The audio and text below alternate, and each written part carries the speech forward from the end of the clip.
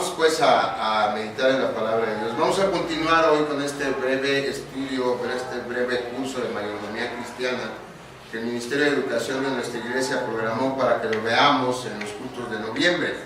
Hace una semana vimos la primera parte y en esta primera parte, al definir la mayordomía, veíamos que un mayordomo es un administrador de los bienes de alguien más, que obviamente es el dueño de esos bienes. Entonces la mayordomía es la administración de los bienes que son encargados a un mayordomo. Eso es la mayordomía, la administración que un mayordomo hace de los bienes que le son encargados, de los bienes que le son confiados. Si hablamos de mayordomía cristiana, debemos entender primero que la Biblia identifica a Dios como el dueño y al hombre como el mayordomo o el administrador. Y esto queda claro, dijimos hace una semana, desde el primer renglón de la Biblia. Génesis 1:1 dice: en el principio creó Dios los cielos y la tierra. Pues como creador de todo lo que existe, Dios tiene derechos absolutos de propiedad sobre todas las cosas. Y eso es algo que debemos entender y debe quedarnos bien claro desde un inicio, si queremos encontrar el sentido y comprender la enseñanza y la importancia que esta enseñanza tiene para nosotros, la enseñanza sobre la mayordomía. Entonces la Biblia identifica a Dios como el dueño y al hombre como el administrador de todo lo que somos, de todo lo que tenemos. Nuestra vida, nuestra persona, nuestros talentos, nuestro tiempo, nuestros recursos, todo le pertenece a Dios. Esto puede parecer extraño y hasta absurdo para alguien que no tiene una relación con Dios. Pero eso no anula la verdad de esta afirmación, es una verdad objetiva. Si Dios es el creador de todo, empezando por nuestras personas, entonces Dios es el dueño de todo lo que somos y de todo lo que tenemos. Lo creamos o no, lo aceptemos o no. Eso es una verdad objetiva. Pero cuando tenemos esa relación con Dios, cuando nos sabemos salvos mediante la fe en Cristo Jesús y le tenemos a Él por Señor de nuestra vida, entonces podemos comprender esa realidad, no solo saberla, pero comprenderla.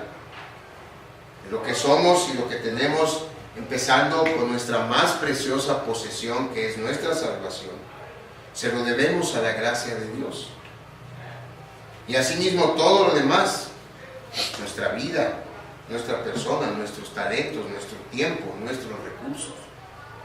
Por lo tanto, ustedes y yo somos mayordomos, somos administradores de lo que Dios nos ha permitido ser y tener. La semana pasada veíamos también cómo el apóstol Pablo identifica nuestro papel como mayordomos con un concepto que expresa en el pasaje que leímos en 1 Corintios, en el capítulo 3, y expresamente en el versículo 9. Lo voy a leer de nuevo y le voy a pedir que lo siga con su vista y que tenga su Biblia abierta porque vamos a estar viendo varios pasajes. 1 Corintios 3, versículo 9 dice: porque nosotros somos colaboradores de Dios y vosotros sois labranza de Dios, edificio de Dios. El Pablo se está refiriendo a la iglesia como colaborador de Dios y a la gente a la que uno le predica y a la que uno invita y a la que uno trata de comunicar el Evangelio como ese edificio de Dios y esa labranza de Dios, para que esa gente llegue a formar parte de ese edificio y se convierta luego también en colaborador de Dios. Pues, al ser mayordomos de Dios, somos también colaboradores suyos. Y quisiera que hoy centráramos nuestra atención en comprender bien nuestro papel como colaboradores de Dios. Que sepamos qué es un colaborador y luego que sepamos por qué, en qué, con qué, para qué y cuándo hay que colaborar con Dios. para que ejerzamos bien nuestro papel y por ende seamos buenos mayordomos y a ser recibidos por nuestro Señor a las puertas de la eternidad, podamos escuchar todos sus palabras. Bien, buen siervo y fiel. Sobre poco has sido fiel, sobre mucho te pondré. Entra en el gozo de tu Señor. Ese es el objetivo final. Que seamos buenos mayordomos para que agrademos al Señor al cual le pertenecemos y a quien pertenece todo lo que tenemos. Vamos a orar para pedir su dirección y después seguimos. Padre, te agradecemos esta nueva oportunidad de acercarnos a tu palabra para aprender de ella. Guíanos, Señor, ilumínanos, trasciende nuestras limitaciones y permite que comuniquemos bien el mensaje que tienes para nosotros hoy. Permite, Señor, que tu gracia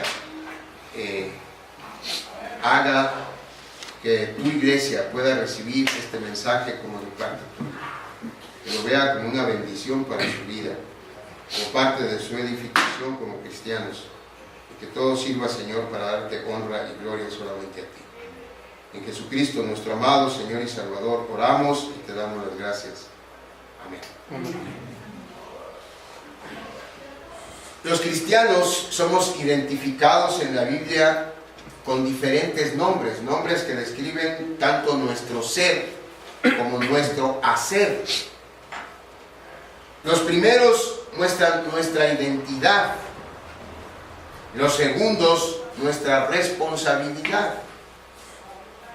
Los primeros no implican nada que tengamos que hacer, los segundos sí. Algunos ejemplos de los primeros de estos nombres que se refieren a nuestra identidad en la Biblia son hijos. La Biblia nos llama hijos de Dios, amados, elegidos, redimidos. Esos son nombres en la Biblia que definen nuestra identidad, lo que somos. Algunos ejemplos de los segundos, en la Biblia se nos llama discípulos, siervos, cuerpo de Cristo, heraldos. Estos segundos nombres con los que la Biblia nos identifica no se refiere a nuestra identidad, se refiere a nuestra responsabilidad. Los primeros se refieren a nuestro hacer, los segundos a nuestro quehacer. Y en el texto que leímos en 1 Corintios 3:9, el apóstol Pablo menciona este otro nombre que está ligado a nuestro quehacer como cristianos y como mayordomos de Dios. Ahí Pablo nos llama colaboradores de Dios, colaboradores de Dios, y es lo que dijimos vamos a estudiar. ¿Qué significa ser un colaborador de Dios? Vamos a leer primero nuevamente el texto. 1 Corintios 3:9, porque nosotros somos colaboradores de Dios y vosotros sois labranza de Dios, edificio de Dios. Somos, dice Pablo, colaboradores de Dios. De acuerdo al diccionario de la lengua, colaborar es trabajar con otra u otras personas en la realización de una obra o ayudar a otro u otros en el logro de un fin. También contribuir con algo para un objetivo. Así que de entrada vemos que un colaborador es alguien que trabaja, alguien que pone sus acciones, su esfuerzo, sus talentos para lograr un objetivo que alguien más tiene. Aquí debemos hacer un alto y preguntarnos si es que somos colaboradores de Dios. Entonces, esa persona a la que ayudamos en la realización de una obra, esa persona a la que ayudamos en el logro de un fin, esa persona a la que ayudamos en ese objetivo, pues es Dios. Entonces tenemos que parar y preguntarnos, ¿realmente Dios necesita nuestra ayuda? ¿O la de alguien más? Quizá Pablo se equivocó. Quizá pudiéramos pensar, está mal traducido el texto. Dios no necesita la ayuda de nadie, porque Dios es omnipotente. Él solo creó todo lo que existe y lo sustenta. todo lo que existe. ¿Recuerda las preguntas que Job, o que Dios le hizo a Job cuando lo confrontó acerca de su sufrimiento? Vamos a leer alguna de ellas. Job capítulo 38, por favor, a partir del versículo 4. Búsquenlo en su Biblia. Job 38, versículo 4. Para que veamos cuánto nos necesita Dios. Job 38, 4. ¿Dónde estabas tú cuando yo fundaba la tierra?, le preguntó Dios a Job. Házmelo saber si tienes inteligencia. ¿Quién ordenó sus medidas, si lo sabes? ¿O quién extendió sobre ella el cordel? ¿Sobre qué están fundadas sus bases? ¿O quién puso su piedra angular? Cuando alababan todas las estrellas del alba y se regocijaban todos los hijos de Dios. ¿Quién encerró con puertas el mar cuando se derramaba saliéndose de su seno? Cuando puse yo nubes por vestidura suya y por su faja oscuridad, y establecí sobre él mi decreto. Le puse puertas y cerrojo y dije, hasta aquí llegarás y no pasarás adelante, y ahí parará el orgullo de tus olas.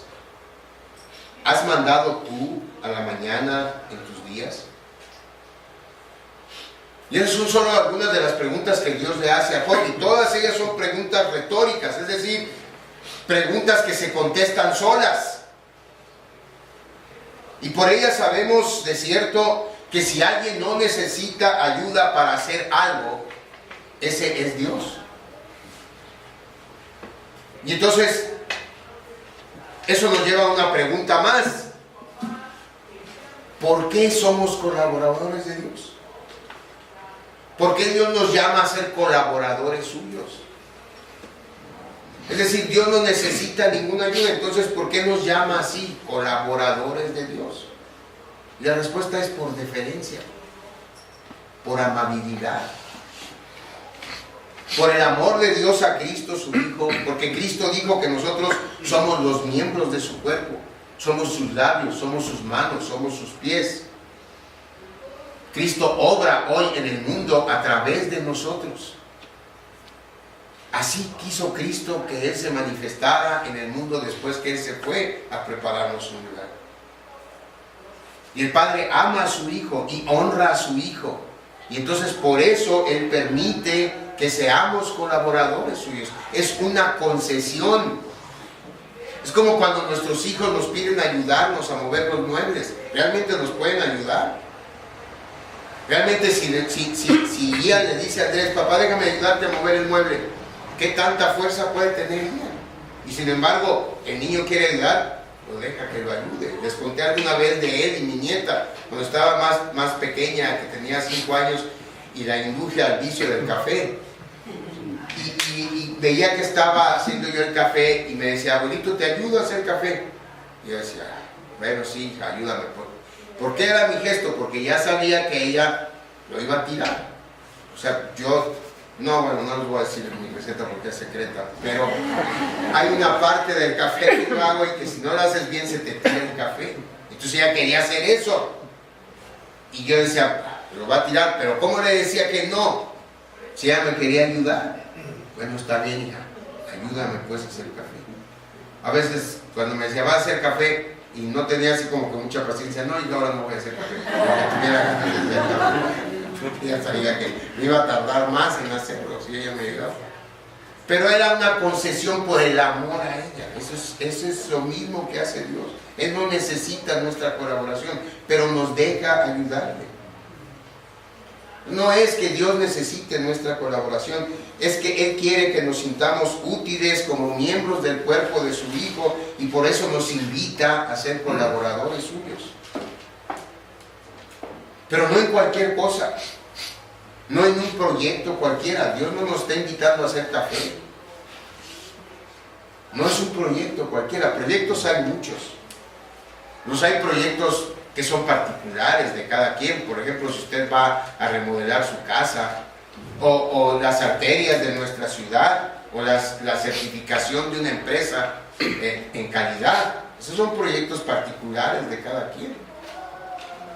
Entonces hay proyectos locales, y aquí me salté en la categoría anterior. Aquí en estos proyectos locales entraría, por ejemplo, los brazos que están haciendo en el distribuidor. Es un proyecto local, va a beneficiar a la ciudad. O las pavimentaciones que se hicieron en el año pasado o en el trienio pasado y que se siguen haciendo hoy. Son proyectos locales. Hay proyectos nacionales. Estamos a punto de iniciar con la cuarta transformación, la famosa cuarta transformación. Y más allá que nos guste o no, o que estemos de acuerdo, nosotros lo que debemos hacer es orar porque le vaya bien a este Señor, porque si le va bien, nos va bien a todos, si le va mal, nos lleva en el barco a todos, ¿no? Entonces, tenemos que orar por esta cuarta transformación y que Dios bendiga este proyecto y que realmente sea para bien del pueblo de México. Pues es un proyecto nacional.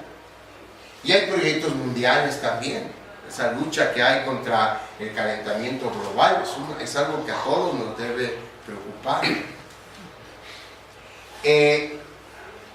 Pues ninguno de estos proyectos, hermanos, ni el ampliar su casa o ponerle piso nuevo a su sala, ni el calentamiento global, ninguno se compara con el proyecto de Dios, al que nos ha llamado a colaborar. Ese proyecto es la predicación del Evangelio. Es el proyecto redentivo que hablábamos la semana pasada, que es el propósito original, el propósito fundamental de Dios. Dios quiere salvar gente.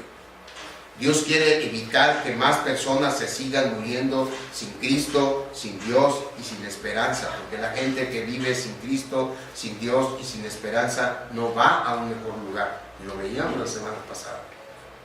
Por mucho que queramos, por mucho que lo deseemos, por mucho que lo anhelemos, la gente que muere sin Cristo no va a un mejor lugar. La gente que muere sin Cristo no descansa en paz. De hecho, no descansa. Ese es el proyecto de Dios. Salvar gente a través de la predicación del Evangelio. A través de la predicación del Evangelio, Dios transforma primero nuestras personas. De manera que es un proyecto particular. Cada uno de nosotros fuimos alcanzados por el Evangelio de manera distinta. Y sin embargo, el resultado siempre es el mismo. Vidas transformadas que actúan ya no en base en el aquí y el ahora, sino desde la perspectiva de la eternidad. Y así, cambiando una persona a la vez, el Evangelio alcanza el entorno social. Porque es una realidad que una persona que tiene por Señor de su vida a Jesucristo es una persona que sirve a su comunidad. Es una persona distinta, una persona que se nota por su actuar, por su pensar, por su manera de conducirse. No recuerdo bien, hace poco daba yo el testimonio de mi hermano Azael y cómo el testimonio de él llevó a 2 siervos ahora de Dios que eran amigos de él y que no creían en Dios. Y que por el testimonio de mi hermano Azael son siervos fieles de Dios, siervos útiles a la obra de Dios y que sus hijos están en el camino de Dios. 3 de ellos están aquí: Edgar, Anita y Andrea. Bueno, Anita y Andrea son tremendos hijos. Sí. Fue por el testimonio. Entonces, una persona que es alcanzada por el Evangelio transforma su entorno social. De manera que mientras más cristianos seamos, la sociedad será más y más transformada. Y si algo necesita ser transformado en nuestra sociedad, los niveles de maldad y de violencia están alcanzando una altura nunca antes vista, una intensidad que nunca habíamos visto. Estamos viendo cosas que suceden terribles. Y lo peor es que nos estamos acostumbrando a ello. Ya perdimos ese sentido de admiración, esa capacidad de admirarnos. Y se nos hace cosa de todos los días que maten a alguien y lo descuarticen y lo entreguen en una maleta. O que asesinen a una mujer embarazada. Nuestra sociedad necesita ser transformada y lo único que lo va a transformar es el Evangelio. Pero para que el Evangelio transforme tiene que haber vidas transformadas por el Evangelio que comuniquen ese Evangelio en nuestra sociedad. Entonces, el proyecto redentivo de Dios no es solamente particular, el proyecto redentivo de Dios tiene un alcance mundial. ¿Cómo es que será posible? Dios quiso que fuera a través de nuestra colaboración, mediante la predicación del Evangelio. De ese proyecto glorioso es del cual usted y yo somos colaboradores, de predicar el Evangelio para salvar a las personas. Mire qué dice 1 Corintios 1:20. 1 Corintios 1, versículo 20 y el 21 también. ¿Dónde está el sabio?, pregunta Pablo. ¿Dónde está el escriba? ¿Dónde está el disputador de este siglo? ¿No ha enloquecido Dios la sabiduría del mundo? Pues ya que la sabiduría de Dios, el mundo no conoció a Dios mediante la sabiduría, agradó a Dios salvar a los creyentes. ¿Por qué? Por la locura de la predicación. La gente que no cree todavía, la predicación del Evangelio se le hace una locura. Bueno, pues a través de esa locura es que Dios salva a las personas. Ustedes y yo somos cristianos porque alguien alguna vez nos habló de Cristo. ¿Sí o no? Es la forma que Dios quiso. Y ese alguien fue colaborador de Cristo en su momento para que ustedes y yo le conociéramos y empezáramos nuestra relación con Él. Es cierto, el proyecto de predicar el Evangelio es un proyecto mundial, pero siendo un proyecto ideado, diseñado y dirigido por Dios, tiene una implementación perfecta, con límites específicos para cada uno de nosotros. Y en Hechos capítulo 1 están esos límites. Miren, vamos a Hechos 1, versículo 8. Hechos 1:8. Este es el Señor Jesucristo hablando a sus discípulos cuando ya se iba y les encargó precisamente predicar el Evangelio. Dice Hechos 1:8: pero recibiréis poder cuando haya venido sobre vosotros el Espíritu Santo, y me seréis testigos en Jerusalén, en toda Judea, en Samaria y hasta lo último de la tierra. Este texto aplicado a nuestro entorno quiere decir que somos colaboradores de Dios en predicar el Evangelio. Que predicar el Evangelio es un proyecto local, pero que está ideado con límites específicos. Y que donde debemos empezar a predicar el Evangelio es en nuestra casa. Por ahí debemos empezar. Por nuestra casa, por nuestro vecindario, por nuestros compañeros de trabajo. Hay mucha gente cercana a nosotros que necesita desesperadamente a Jesucristo. Y ellos deben ser nuestros blancos, ellos deben ser nuestros objetivos primarios. Ellos son nuestro Jerusalén. Y a partir de ahí llegaremos hasta donde Dios quiera que lleguemos. Para nosotros, Corea o Arabia o el Cabo, eso es lo último de la tierra. Pero para los cristianos de ahí, ese es su Jerusalén. Y San Luis Potosí es hasta lo último de la tierra. Lo que quiero decir es que si usted quiere predicar el Evangelio, no tiene que irse a Corea. No tiene que irse a Etiopía, como a un cristiano de Etiopía no tiene que venir a San Luis. Hay mucha gente en Etiopía que necesita a Cristo, sí, pero hay cristianos en Etiopía que pueden hablarle de Cristo. Como hay gente que necesita aquí de Cristo, y hay cristianos en San Luis que podemos hablarle de Cristo. De modo que en la medida que ellos, los cristianos del otro lado del mundo, y nosotros de este lado cumplamos nuestra tarea como colaboradores de Dios en la predicación del Evangelio, en esa medida ese Evangelio va a llegar al último rincón del mundo, para alcanzar hasta el último de los elegidos de Dios. Porque todos los que han sido llamados por Dios para salvación desde antes de la fundación del mundo van a llegar a Él. Y a nosotros Dios nos ha dado el privilegio de llamar a los que están en nuestro entorno. Hace una semana decíamos que en este proyecto redentivo de Dios, todos los que hemos sido salvos tenemos el privilegio y la responsabilidad de colaborar, aunque las tareas son distintas de un cristiano a otro. Y entonces surge una pregunta más: ¿con qué vamos a colaborar? Vince Lombardi, un legendario entrenador de fútbol americano, decía que los logros de una organización son los resultados del esfuerzo combinado de cada individuo. Los resultados de una organización y los logros de una organización son los resultados del esfuerzo combinado de cada individuo. Es decir, que para que un proyecto tenga éxito, cada participante de él debe aportar su mayor esfuerzo al hacer lo que le toca hacer.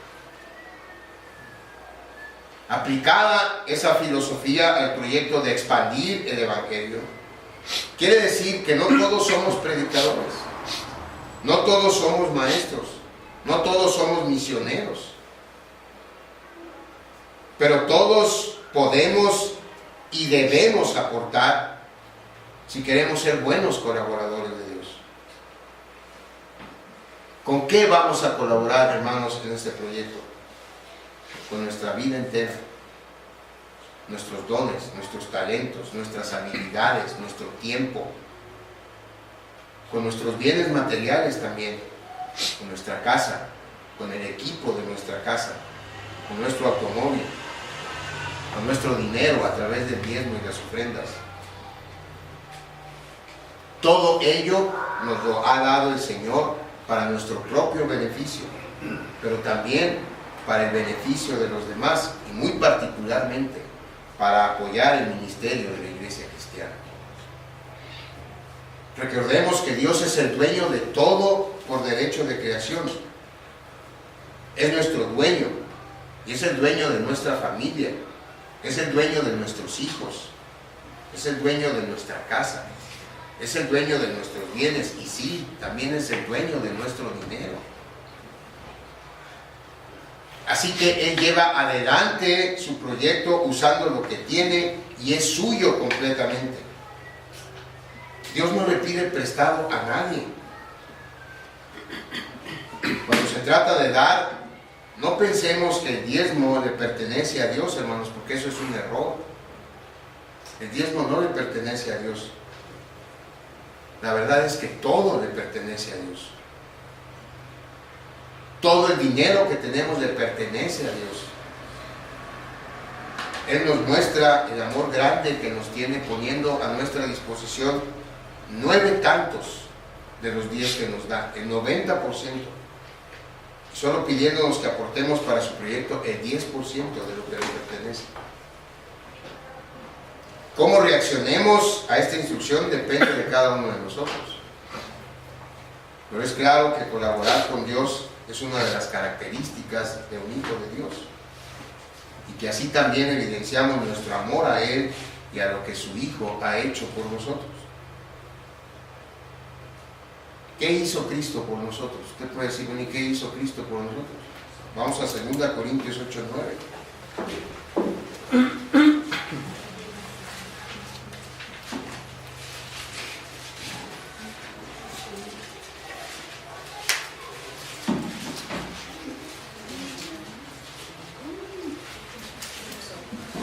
Corintios 8:9. Porque ya conocéis la gracia de nuestro Señor Jesucristo, que por amor a vosotros se hizo pobre siendo rico, para que vosotros con su pobreza fueseis enriquecidos. ¿Jesús nos dio el diezmo? No.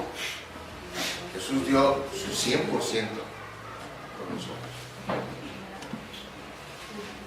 Por último, hermanos, ¿cuándo debemos asumir nuestro papel como colaboradores de Dios, de buenos mayordomos suyos? ¿Cuándo? Ahora. A partir de hoy y por el resto de nuestra vida. Si hasta hoy no habíamos comprendido nuestra responsabilidad y nuestro enorme privilegio de ser colaboradores de Dios, hoy, si Dios nos permitió hacerlo, debemos asumir ese rol ya. No se trata de ponernos al corriente con el Señor. Las deudas pasadas con Él han sido pagadas por nuestro Señor Jesucristo. Así que comencemos a mostrarle nuestro amor desde este día en adelante.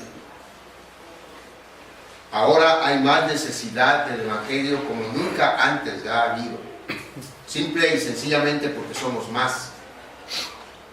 Y también porque, como dijimos hace un momento, la maldad ha crecido a niveles increíbles. En Puerta de Salvación queremos ser proclamadores del Evangelio. Tenemos planes de expansión. Queremos tener presencia en nuestro entorno social. Queremos ayudar a quien lo necesita en nuestro entorno social. Así que necesitamos todos asumir nuestro papel de colaboradores de Dios. Dios es fiel y va a llevar a cabo sus planes con nosotros o sin nosotros.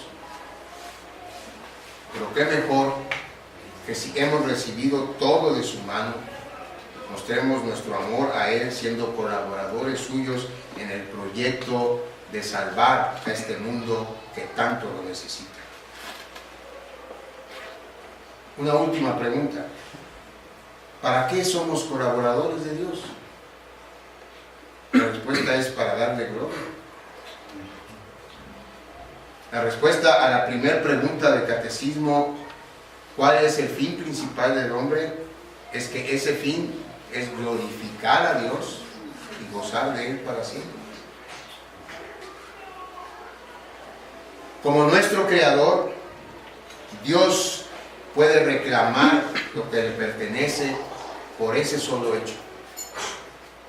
Por ser nuestro Creador, Él tiene todo el derecho de reclamar, no de pedirnos, de reclamarnos lo que le pertenece. Pero la verdad es que no solo no nos lo reclama, sino que además nos bendice. Colaboremos con Él o no. Asumamos nuestro papel de mayordomos o no. Porque la bendición de Dios no está condicionada. Dios no es una máquina tragamonedas, hermanos, a la que le damos algo y esperamos recibir a cambio una bendición proporcional a lo que hemos dado. Ese no es Dios. Si usted quiere recibir algo a cambio de lo que da, váyase a una tienda, a una máquina que está en el hospital, meta 6 pesos y le va a dar un café. Así no funciona Dios. Dios nos bendice porque nos ama, colaboremos o no. Seamos buenos mayordomos o no, Dios nos bendice. Pero hermanos, el más elemental sentido de gratitud debe llevarnos a querer colaborar en el proyecto de salvar almas a través de la proclamación del Evangelio. La Biblia nos enseña que Dios ama al dador alegre. Es decir, hay un sentido especial de complacencia de parte de Dios cuando con gratitud damos para colaborar con la función de la iglesia, de su iglesia. Dios se agrada cuando damos así, cuando damos por amor, cuando damos porque nos nace, cuando damos porque reconocemos esa bendición de Dios en nuestra vida, no para que nos bendiga. Dios nos bendice. Pero en Malaquías 3:10 dice: probadme ahora, dice Dios. Denme sus ofrendas, denme sus diezmos, y derramaré sobre ustedes bendición hasta que sobreabunden. Entonces está esa promesa adicional. Pero repito, eso es cuestión de cada uno de nosotros. Cómo nosotros sentimos el amor de Dios en nuestra vida, cómo reconocemos a Él como el dueño de todo lo que tenemos y cómo reconocemos nuestro papel como colaboradores suyos. De eso depende el dar o no dar, el dar con alegría o no dar con alegría, o no dar A final de cuentas, repito, la obra es de Dios y Él hará prosperar con nuestra ayuda o sin nuestra ayuda.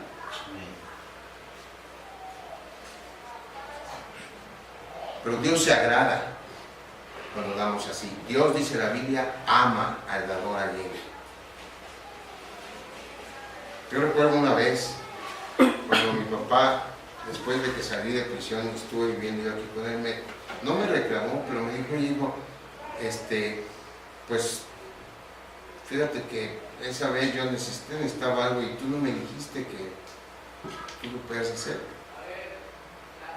Y luego yo volteé y dije, perdón, pues que yo no pensé que lo necesitaras.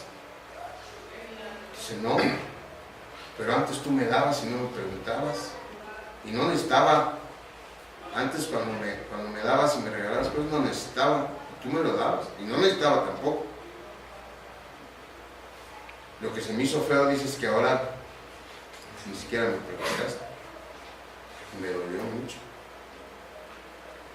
No por el hecho de darle o no darle, sino porque yo sentí que mi papá había sentido que yo no lo quería o que no me importaba. Mi papá no necesitaba mi ayuda, al contrario, él me ayudó siempre, siempre. Desde que tenía 4 años iba con él cuando yo quería traer mis zapatos boleados y me llevaba. Y yo a veces raspaba mis zapatos adrede para que me llevara a la plaza y los boleara, y mi papá me llevaba ahí a la plaza. A mí me gustaba traer los zapatos boleados. Desde ahí hasta después que me fue a visitar a la cárcel. Cada semana. Mi papá me ayudó porque me amaba.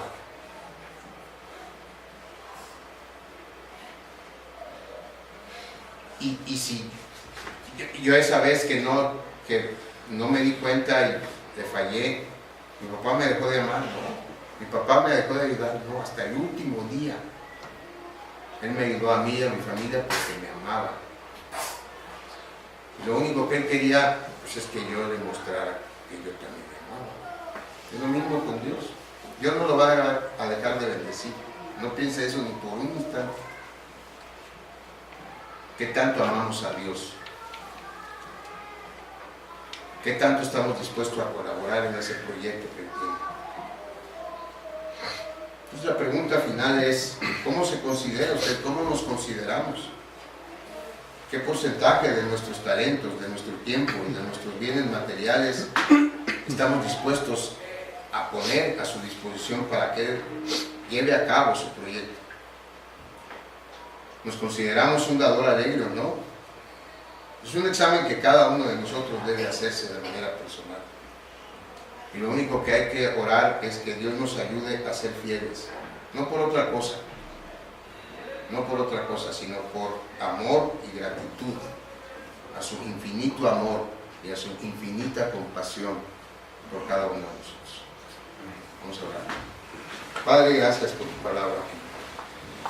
Pedimos, Señor, que cumpla el propósito para el cual tú nos la diste. Que entendamos, Señor, tu gran amor por cada uno de nosotros, que nos salvaste, y nuestra responsabilidad de ser ahora colaboradores tuyos para salvar a más gente que te necesita. Ayúdanos. Gracias porque nos sigues bendiciendo y nos sigues amando. En Jesucristo, nuestro amado Señor y Salvador, oramos. Amén. Amén.